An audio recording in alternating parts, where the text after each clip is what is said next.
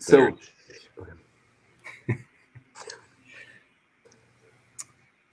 hey everybody, welcome to Travel Tuesday, part of the Beard Bros Media Network at the intersection of culture and industry.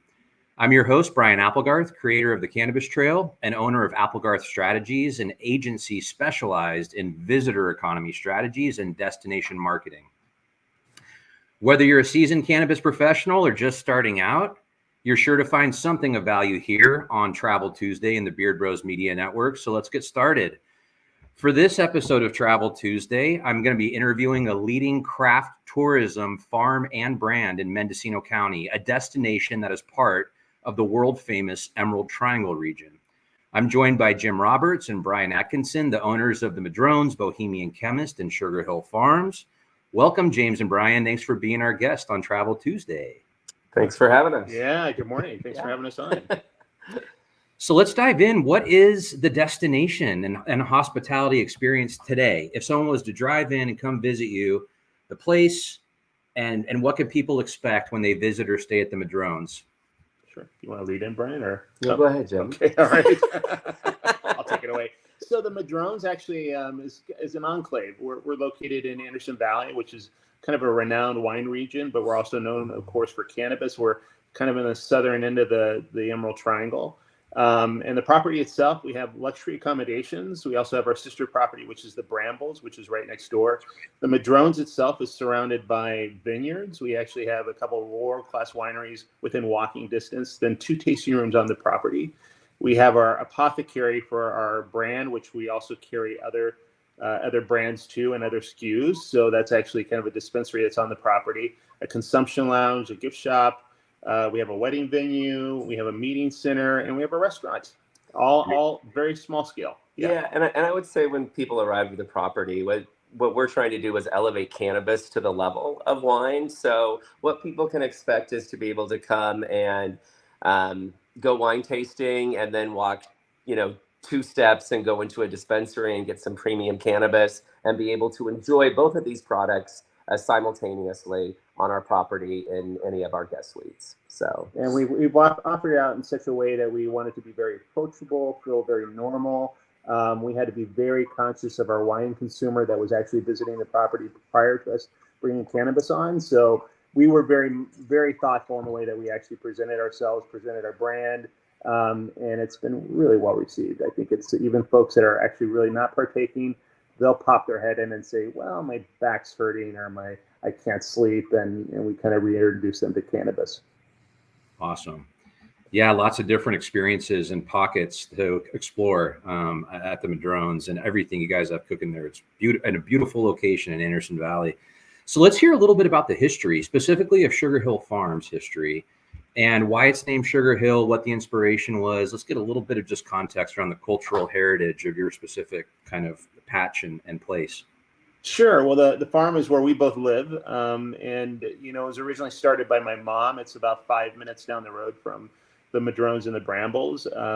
She grew cannabis for me when I was in high school. This is in Southern California. So this is decades ago, probably about four decades Renegade ago. Rosemary. That's right. And being from the South, they always have nicknames. So her nickname was Sugar. So that's where we got Sugar from, the Sugar Hill Farm. But she had a rheumatoid arthritis.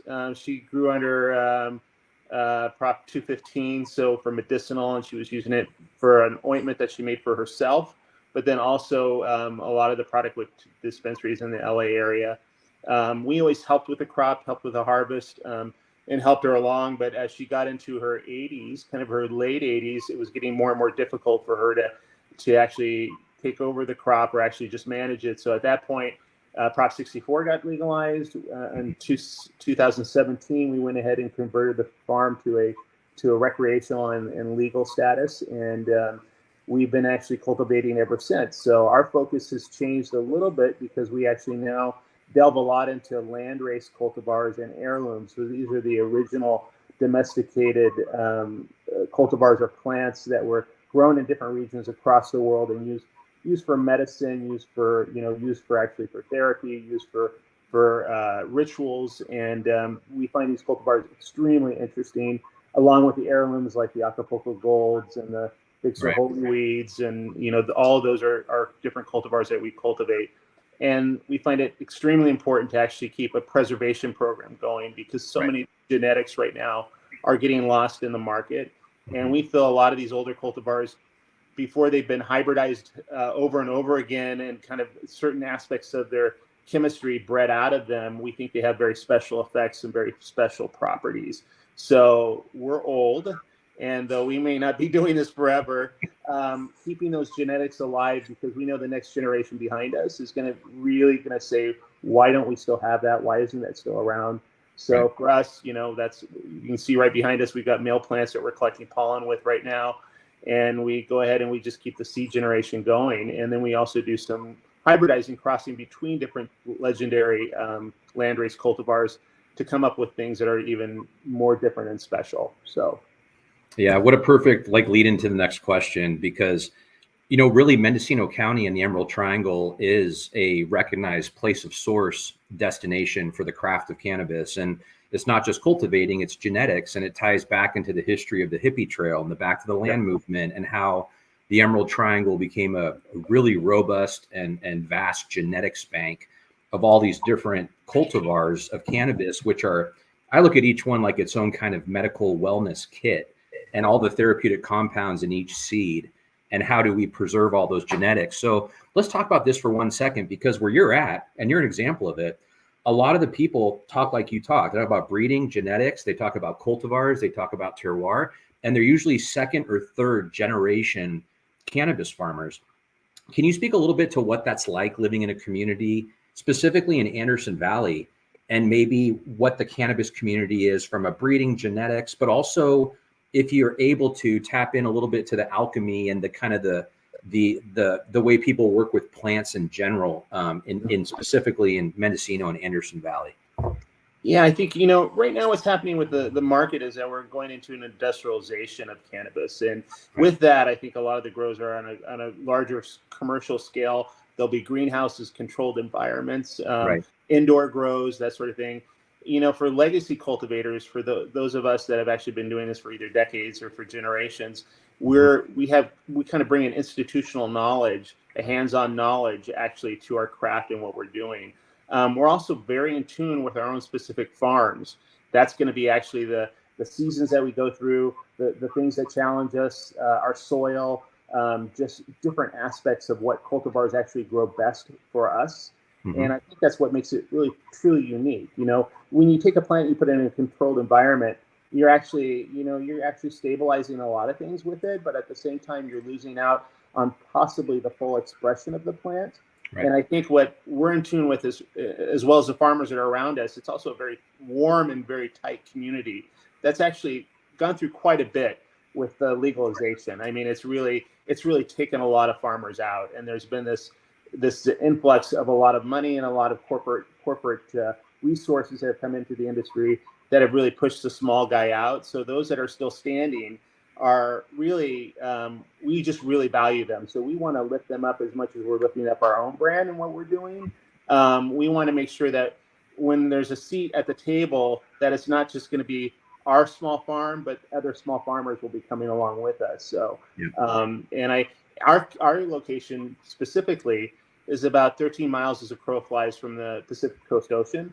And so we have actually that ocean influence, and Pinot Noir is one grape that's really well known in our area, along with a lot of Alsace varieties of grapes.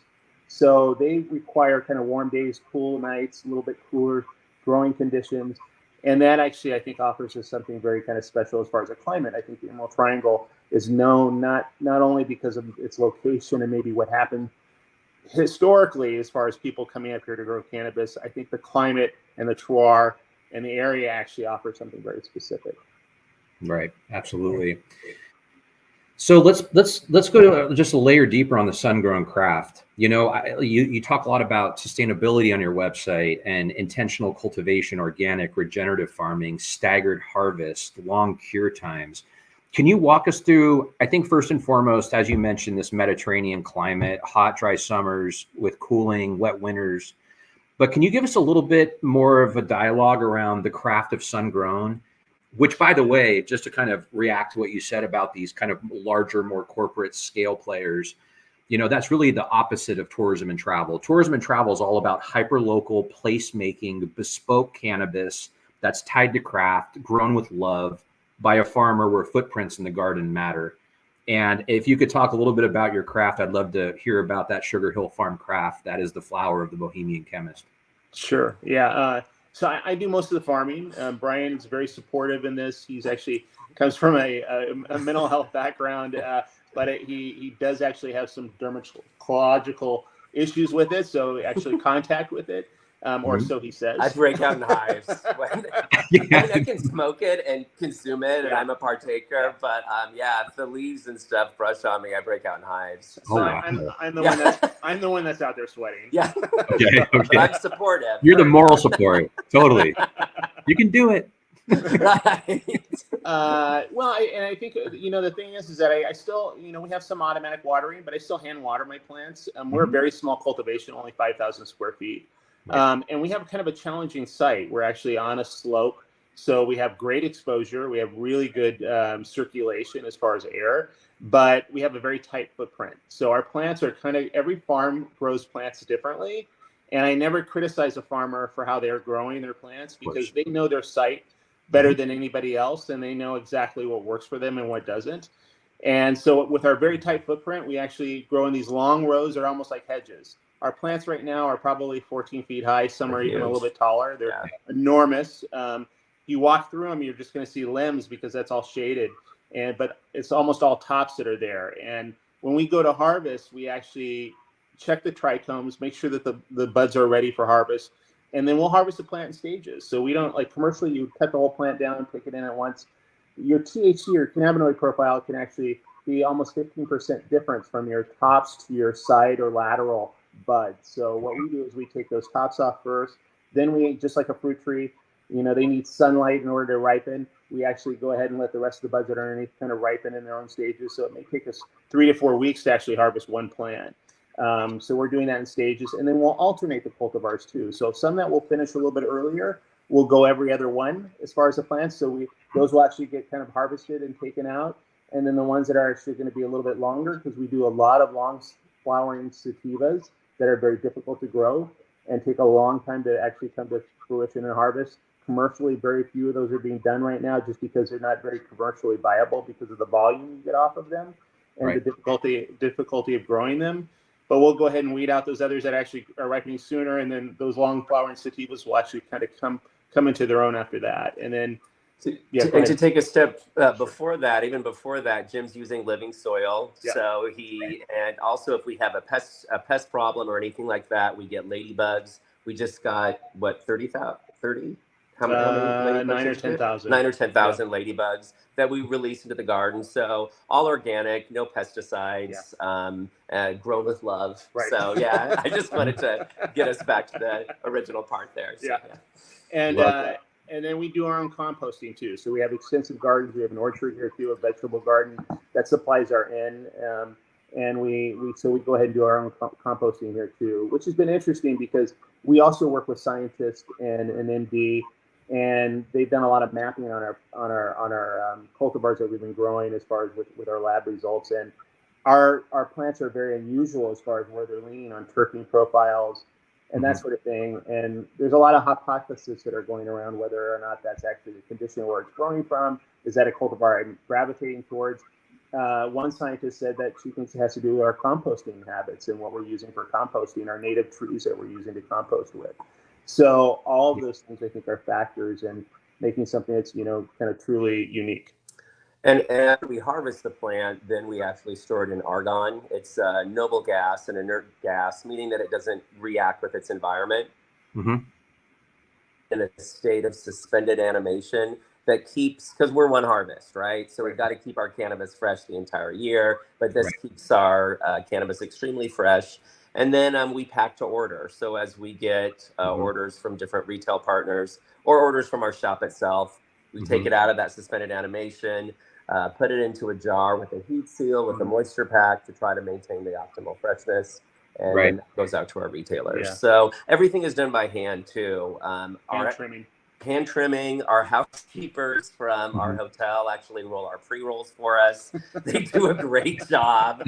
I mean, everything is done by hand, and we synergistically use our staff on our properties to make sure that everything is done with care and love, just like you. Yeah, there's something about imagining a human in there, harvesting the plant when it's ripe. Can you talk a little bit about when you know a bud is ripe and ready for harvest related to that? Yeah, for us, I mean, it depends. If we're doing for live rosin or live resin, we're going to harvest it a little bit earlier. But I usually take a jeweler's loop. There are a couple different factors I do. One is a jeweler's loop. I'll take a look at the trichomes. So the trichomes are the resin glands that are going to actually form on the plant or on the bud. And then I'll look at a point where they start to go through a process. So they start out clear, and then they start to turn kind of milky in there. And once you look at them with this jeweler's loop or this kind of magnified viewing, and then they'll start to turn amber. When there's a certain percentage of those that are amber, that's what we're looking at kind of for harvest time. But we'll also look at kind of the bud structure, how the bud feels once it starts to harden off. And every plant's a little bit different. I mean, this is just kind of a rule of thumb. Some I may take in a little bit earlier. This year, we're also going to be doing some field testing, and we're going to actually go ahead, just like with the grapes, they check the brick levels on there as far as the sugars and pick at that time. Right. So we're going to be kind of using some of that technology and applying that to cannabis and really checking, making sure that our cannabinoid profiles are where that we want them to be. We also deal a lot with rare and minor or novel cannabinoids. So that's been a really big focus of ours. And we find a lot of these older cultivars actually had trace amounts of THCV, CBD, CBC, CBG. And those actually, along with THC, have a very synergistic effect and different therapeutic properties. So your CBD and your THC are going to be dominant. So they're the major cannabinoids. They're going to dominate through the process of the plant, coming to fruition. And these minors will sometimes kind of get pushed out unless they actually show a dominant presence early on.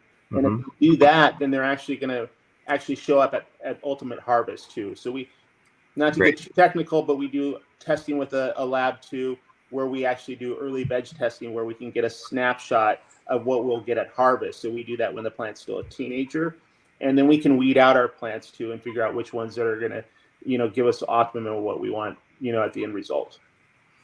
Right. I mean, all the intention around this, I mean, it just embodies craft, right? And it is this craft market, which again powers the tourism and travel story of California, coming straight from the Emerald Triangle, which already has this award-winning kind of cachet and clout globally.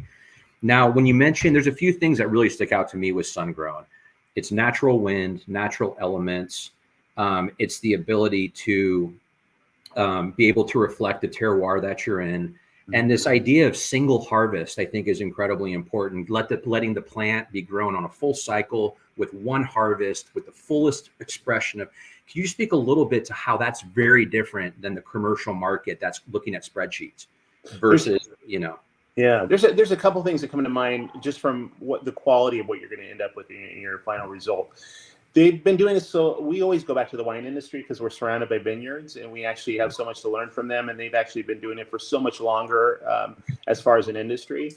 But more really cutting edge winemakers now are pushing the envelope. They're actually taking their grape growing closer to the ocean or in regions that actually are probably not known to be wine regions.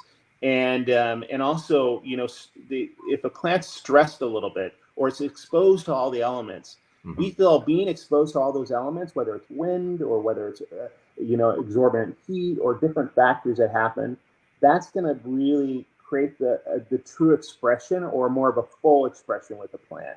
Also, with artificial lighting, though it's very good these days, I just don't think you can match what you get with outdoor lighting. So your spectrum of light that's happening there is going to affect the plant differently. I know that I've talked to I have very good friends of mine that are doing very large projects internationally with large companies, pharmaceutical companies, as well as beverage companies, and the minor cannabinoids too. They're finding that really they're more present when they're in an outdoor environment, as well as the terpene profiles.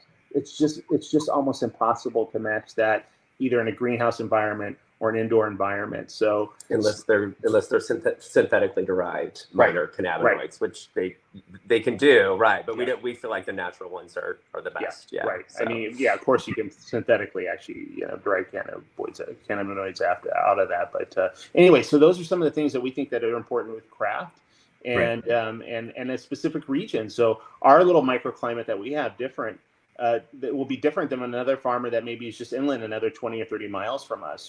We may bring in some of their product that's indicas, because we struggle with indicas. We get a lot of moisture when it comes to harvest time. So we actually are prone to mold and that sort of thing. So we'll steer away from certain cultivars that actually get that and lean into the ones that we won't have those issues with. So to fill out our product line, sometimes we'll actually be working with other farmers that actually have very similar protocols and actually work practices that we do. Right. Absolutely. Yeah. And I would say it's impossible to replicate, right? You have even the sounds of nature, the moonlight, the starlight, you have the dry farming craft. It's incredible the different pockets and stories that each cultivator, who's often legacy sun-grown, is able to speak incredibly powerfully to, and why their genetics, their farm creates a specific, I look at it as a medicine or wellness toolkit with each plant that's grown. And that, I believe, and correct me if I'm wrong, but the research is continually showing that the wide spectrum of therapeutic cannabinoid expression and other therapeutic compounds with sun-grown is consistently more vast as far as what the plant produces in a sun-grown environment.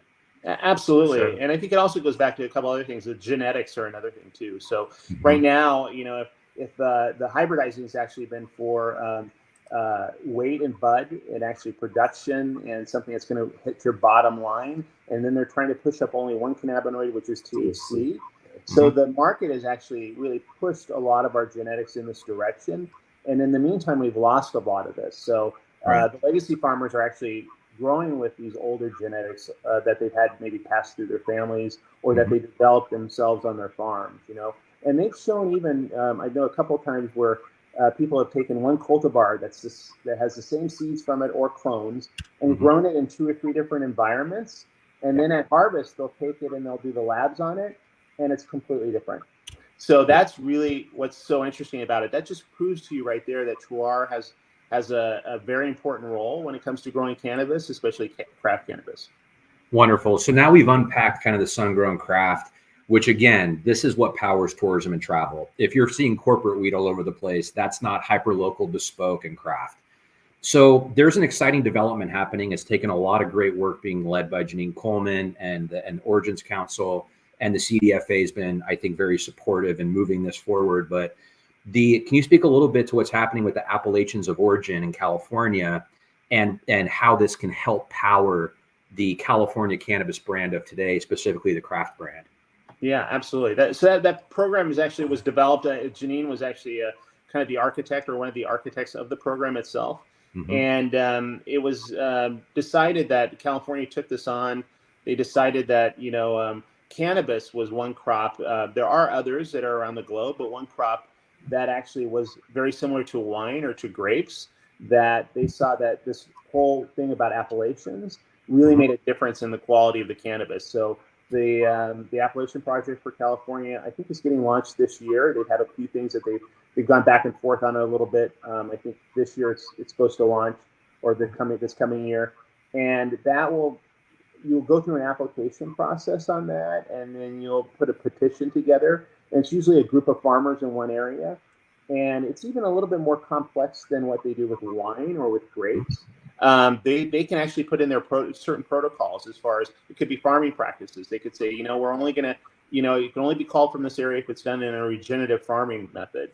So there's different aspects to this that make it even more complex than what they're doing with wine. But I think it's going to be one way for small craft farmers to really actually get some, be noticed in the market, because they actually will be able to put this behind their label. Like we have Anderson Valley on the label of all of our products that we're doing. And someone else comes in and they're actually wanting to actually capitalize on that, or even Mendocino County for that reason, or Humboldt County or Trinity. They're not going to be able to do that unless they're actually going by the kind of the bylaws that are part of this appellation that's actually been kind of developed. Yeah.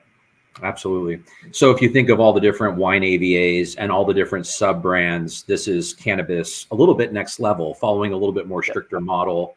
One of the most exciting is probably the word, but one of the most fascinating things when I was studying this kind of the work that's been done over years on this Appalachian project is the fact that they also look closely at grapes, but also other agricultural products and even Manuka honey. And because cannabis technically, this medicinal side and this wellness side, understanding, and I think just it really shows the flexibility and the capability of cannabis and the complexity, which makes it complicated, but it also is such an amazing plant and all these tools, and to codify that through appellations is really important. So just like San Marzano tomatoes, it's another one too. I mean, exactly, which we're growing. I would just add too that and I'm not sure you know this, Brian, but we're actually offering now farm stays to our website. So if people want to come up here and stay on Sugar Hill Farm on certain weekends, we have 2 VRBOs that are located up here, and they can come up. Jim will be happy to. I can't go in the cannabis garden. I'll break out in hives, but Jim would be happy to take folks on a tour of the cannabis plants, and they can kind of experience firsthand the craft cannabis situation we've created up here. Yeah. Allergies is how you get out of chores. Yeah. Well played. Right. That's amazing. I did not know that. So we got to circle back on that, because that's, a full 360 package. I mean, talk about that being on steroids. You guys have it. So that's really cool. So let's zoom out just for 1 second, and then we're going to zoom back in. But, in the travel industry, which I kind of live in California and a couple other destinations I work with, there's a lot of talk about brand. The California brand is a tourism destination. And it's getting increasingly important as we have over 100 lounges in the state now. We have farms, we have craft, we have events happening. We have a couple bills that might pass with lounges that speak to food, or AB 1111 with direct to consumer sales for small farmers. Mm-hmm. Fast forward 5 years, 10 years. What is your guys' hope of what the story of the California craft cannabis brand is on the global stage? What are people saying? What are the 3 audio bites? I mean, for myself, I think I go back to the wine model again. I mean, craft beer, you can do the same thing with craft beer, but I would like to see small producers. We're in a region that actually have a few anchor wineries that we have, like Roters located. Their U.S. headquarters is here. Goldeneye, which is part of Duckhorn, is right next door to our Madrones property. We have Maggie Hawk in Copan, which is right across the street. So we have these anchors, but then we also have these kind of like mom and pop, small kind of wineries that are in the area that are actually winning amazing awards, that are just the quality of the craft is just through the roof. And I would like to see something like that for cannabis, so that it can be a playing field, that not only you maybe have a few of your larger corporate players that are doing this, they also bring along marketing dollars and other things to a small region that are very important, but then also have your small mom and pop shops, or your kind of your craft, or kind of boutique wineries or boutique cannabis brands that are along with them, that are actually done on a very much of a smaller scale. And people coming up here, they can stay in a location where all of this is celebrated. That basically you're going to be able to go to a farm, you're going to be able to tour a farm, just like you'd be able to go and look at vineyards, and walk with a winemaker. You're going to be able to walk with a cannabis farmer and cultivator, that's maybe developed their own genetics, that actually is going out there and actually is doing the public outreach. And we've had infused cannabis dinners, so just like a winemaker dinner, to be able to actually be in a forest setting and be with people that you can actually enjoy cannabis with and have a really good meal with, So I think this normalization for us, we know how healthy it is compared to alcohol. And we know that the generation coming behind us is actually really leaning into cannabis. And then people of our age are actually rediscovering it too, because they're realizing that, there's things here therapeutically that they want to get out of it. And they're going back to cannabis, or for sleep and for pain and for other reasons. So we think it's an amazing opportunity if we can just get through the really difficult rollout that's happened with the legalization that's been kind of failed in our state. I mean, I'm going to just say it really has failed in our state. And they have really done everything they can to not support the small farmer. And we really want to make sure that farmer, once again, has a seat at the table, more so for others than ourselves because of where we are in life as far as our age and stuff. But we really would like to see that happen. And to support that, we actually do cannabis farmers markets on the third Sunday of every month during our summer months. And I would tell anyone that's reluctant to try cannabis because of the recent stories about pesticides, etc., they should come up here. They should meet their farmer. You can meet the person that's growing your cannabis, face to face, ask them about their growing practices. I think there's nothing more important than when you're selecting a cannabis brand to kind of know the ethos as well as knowing your farmer. Where's that coming from? Yeah. I can't agree more. I fully subscribe to that. Well, let's talk a little bit about Bohemian Chemist brand now. So really, this brand was inspired by the 1920s. I love the tagline, "Let loose, but keep it classy." Right. And it just matches kind of like. Sometimes it's sloppy, but try to keep it classy. I'm the one that lets loose. So good. So tell us just a little bit about that Bohemian Chemist brand real quick, and kind of aside from what inspired it, how it's rolling out and how it's evolving.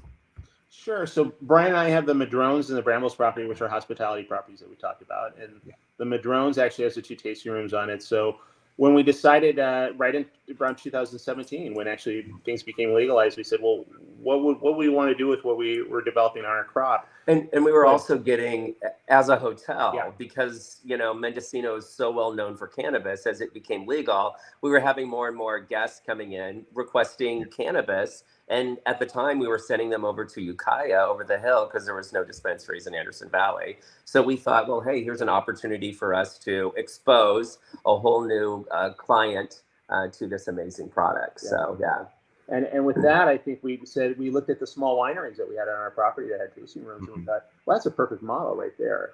Basically they have a tasting room. You can come in, sometimes meet the winemaker. And then, they're also going to be in restaurants and shops. And they're also going to have sales out of the tasting room, and then a lot of them have clubs. So we started to form a club too. So we took that model, and then we found a old apothecary or pharmacy shop that had been in the same family since 1910. That was from Eastern Europe, and we said that's a great look for our brand and what we envision our brand to be. I had a guy in London do our original kind of brand icon and logo and typography. And then I have a design background, so I have a great product designer that's actually in Southern California. So we collaborate really well, but I can take all the elements and the vision, give it to her, and then she kind of comes up with tightening it up and making it work on packaging. And so it's just been that part's been another fun project for us. So we've developed this kind of luxury brand that looks like a fine bottle of whiskey or something that's kind of top shelf. Just to elevate cannabis where we think it should be. Yeah. And so when folks come, they can actually find that our products in our shop, along with other farms and other products too. So it's a regular dispensary. And then we have retail partners throughout the state. So we actually are going to be on the road again another week or so. Every month we're on the road for at least a week, doing activations with our other retailers, visiting them, educating their staff, letting them know what we're talking about today, and just how we approach the craft and how we approach cannabis. And then we, so they're available there too, so that if someone comes and stays at our property and they say, well, gosh, I want to buy it, and I live in Pasadena, we'll say, well, you need to go to Rise in Pasadena, or 99 High Tide in Malibu, or the pharmacy in Santa Barbara. Those are shops that carry it, so we can actually put customers back to those shops too. So it works as a really nice synergistic relationship. We really want to support the retailers too. So we're with our club, where it's only 3 drops a year. It's going to be kind of special stuff and stuff that's limited, and then they can go back to their own retailer in their neighborhood that carries our product and buy more of it if they want to. We think in this industry we need to support everybody, and we don't want to cut the retailer out necessarily. And that's another opportunity for your listeners to meet, the farmer. I mean, they should talk to their dispensaries. Are you bringing down the farmer of this brand? We'd love to meet them, because we understand people can always make it all the way here to Anderson Valley. So we bring the farmer to them. So Jim will be down there, and me as his trusty sidekick, talking to people and educating them on our brand. So it's so good. It's refreshing too. Like really, the intention, man, that you guys have put in, like having key partners and keeping that human element and going deep on having those key partners in key markets, like having witnessed some of the other more is better, more doors, Right. shops close. It's just a shit show. Like, and it's so nice seeing someone that's still, I think it's a reflection of that craft and that ethos and a way of life, honestly. Yeah. You know, Yeah. And in a troubled market, you know, there's been 70% of the brands are out of business already in California. You know, we built really slow. So we just said really strong Right. foundation. Let's just build it slow, make sure that we've got the kinks kind of worked out before we get too big. And we'll pick up a few shops a year, or, you know, or maybe a shop a month or something like that. We want to have geographic coverage, but we don't need to be in every shop. So that's just kind of our philosophy. We're not greedy people, and we don't feel we can properly service all those shops either. So, and we also are selective about the shops that we're in. Right. We want to make sure that our retail partners have a similar ethos to us, that they're involved with their community. We are very selective in the shops that we go into. Yeah. And then with our micro business license, we're able to manufacture ourselves. We can package ourselves, and then we can deliver ourselves too. So we'll actually go and do a lot of delivery. So Brian and I will head down, and we'll stop at Big Sur Botanicals, and then we'll go ahead and hit Santa Barbara and San Ynez, and go into LA and San Diego, and we're able to deliver. So we're taking the deliveries down ourselves too. We have another partner that can actually do that if we can't get to it.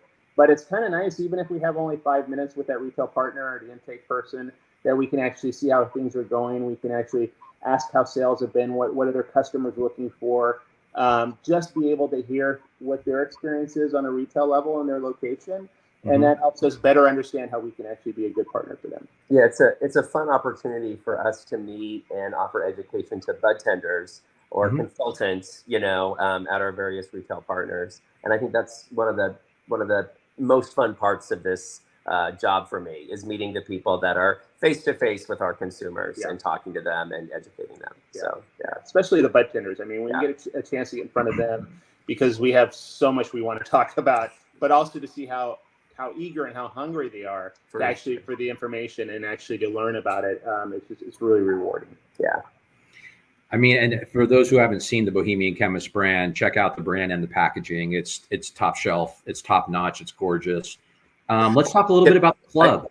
I was just going to add really quick that we did win a Clio for our our packaging. As did you, Brian. Yes. It's an international, very prestigious award. We thought that was a feather in our cap. Yeah, we're proud of that. So absolutely. And I mean, your guys' club, I mean, some of these brands are really starting to, I think, differentiate and create these membership models that are tied to special memories and events, which again is travel and tourism, right? Creating these moments and memories and these beautiful presentations, which you guys just hit a bullseye with. Can you tell us a little bit about the club and how it ties into special events and how that operates? Yeah, so we'll have our drops, 3 drops a year. So we have our next one coming up will be like the harvest box. So that's going to be after we harvest and everything's gone through. We also go through a pretty long cure process too that locks everything in and makes a better smoke and actually just quality of your cannabis too. So that's going to be sometime in November with some of our earlier harvested cultivars. And at that time, last year we had a group of our club members that came up. They could book rooms at the hotel. We had actually a mixer night. We had Jamie Evans, who's the Herb Som, come up, and she did an evaluation with wine and weed from the same terroir, the same appellation. Which was crazy how similar these products smelled. And even complemented each other when she paired them. I was blown away. I couldn't believe it was very cool. Really fun experience. And then after that, then we had a kind of a mixer. Then the second evening we had a cannabis dinner with one infused course and some infused butter. We also think that those full infused meals are not really for us, because we feel people really want to be able to partake and have control. You don't go to a winemaker dinner and have someone put a bottle of wine, so you have to drink this whole bottle of wine. So we're doing it a little bit different, but mixing that. And then we'll have a farm tour, you know, and then sometimes we'll have the cannabis farmers market on the same weekend too. So that Sunday we can introduce them to some of our friends that are other farmers and actually get them familiar with their brands and what they're doing. We have another activation coming up this month. It's more for the industry, but we have the Buddhists coming up, which is they're actually going to be the co-founders there. They're coming up and they're going to be doing an evaluation for retailers and going through how they actually look at flower and approach it and from a connoisseur's eye. And then we have Dr. Gene Talleyrand coming up too. And he's actually has done a lot of work with terpenes. And we're looking at a reclassification of the indica sativa hybrid model and looking more at chemistry than we are at morphology of the plant or what the plant looks like or the region that maybe originally grew in. Right. And that actually ties into effects. So, so those are things that we think are really interesting. I think bringing the medical community into it and also scientists into it and people that have come from a different expertise and actually can actually be at the table and bring a different aspect to cannabis. So those are the type of activations we like to have when we're doing a wine club event. And to know, cannabis club event. We did have a couple of our club members request to be at this particular conference we're doing with the Buddhist and Dr. Talleyrand, and they're going to join us. So those are some of the benefits that we offer club members. They can get a discount on our rooms 3 times a year. They also get certain cultivars that we only grow a very limited amount of. We will only sell those cultivars to our club members. So it's a way to get them. And the harvest party that we're having in November, I think, is great because that's when we're launching all of our new flower and we're debuting all of our new flower. It all may not be available for sale right now, but we share that with our club members first, and they get really excited about the new cultivars that you're growing. So yeah. Awesome. And those boxes, man. I mean, I remember the Black African Magic and the different landrace cultivars you guys are working with. It's just doing amazing craft cannabis work. People what about love that Black African Magic? That's like everybody's favorite. I love it. It's great. It's so creative. Yeah. Yeah. And there was that other one's Happy Jack or something. Fruity Jack. Fruity Jack. Yeah. Well, cool. Well, we're going to wrap up here in a second. What are some exciting things on the horizon? Anything you want to share through the end of this year or in 2025 that you're excited about?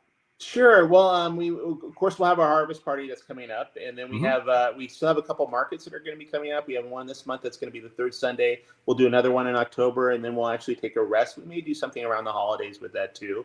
As far as us, we're doing some very rare cultivars this year that are very difficult and hard to find. We've got Sumatra Eke, we've got Punto Arroyo, we've got Corrento. We've got just some very interesting things that we're going to be bringing into the lineup. And I think we're going to be coming out with Thai sticks. So that's one thing I've been wanting to do for a while. And I've got double chocolate Thai going along with Sumatra Eke. And then we have another Thai cultivar that we're doing from the Mekong area. And I think we're going to just have some fun with that. And so that's another thing that we'll probably have coming up in the product line. And we're also looking at maybe doing some old school dry sift hash Marrakesh that I grew up with, that I remember from my days. So those are a few things that we have coming up as far as activations. Some people are saying that they look at this hash kind of revolution that's happening in California as, like hash is like the fine bottle of wine and the cannabis buds are the grapes. Is that how you guys see it? Evolving? Yeah, and I think it is definitely a connoisseur crowd. I think and it's a smaller part of the market.